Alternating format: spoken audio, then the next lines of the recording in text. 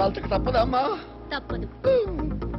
అమ్మా కుజదోషం ఉన్న నాకు పెళ్లి కాకపోతే అనపర్తి వనపర్తి ఆ పర్తి ఈ పర్తి తిరిగితే చివరికి పుట్టపర్తిలో దొరికిన పొట్టి ముగుడమ్మా ఇతను చచ్చిపోతే నాకు స్టిక్కర్ పెట్టుకోవడానికి ఉంటదమ్మా. పోతే 50 లక్షలు ఇస్తాను. 50 లక్షలా? అమ్మా మీరు కాల్స్తారా నన్ను కాల్చమంటారా? వద్దులేమ్మా మీరే కాల్చండి. Study study. రాశి ఫలాల్లో తిరుగులేని ప్రయాణం అని ఉంటే అమెరికా లండన్ వెళ్తాను అనుకున్నాను. ఇలా దొరికిపోతాను అనుకోలేదు.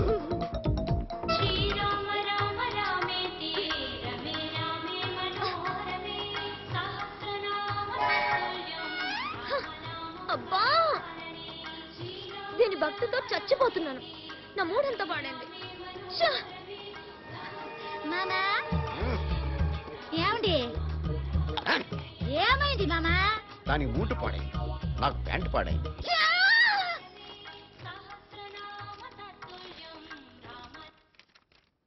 ఏంటి ఈ గోల?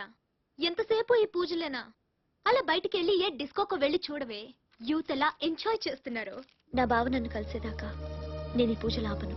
ఎలా ఉంటాడో తెలీదు, ఎక్కడుంటాడో తెలీదు. అతని కోసం నువ్వెదురు చూడవేంటే? చూడక్క, ఇది సుభద్ర కళ్యాణం, ఇది రుక్మిణి కళ్యాణం. ఇవి పూర్తిగా పారాయణం చేస్తే మనసులో ఉన్నవాడే మొగుడవుతాడు.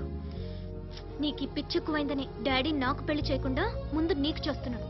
వాడొచ్చేలోగా కిరణ్ నీ మెళ్ళో బలవంతంగానైనా తాళి కడతాడు. చూస్తుండు.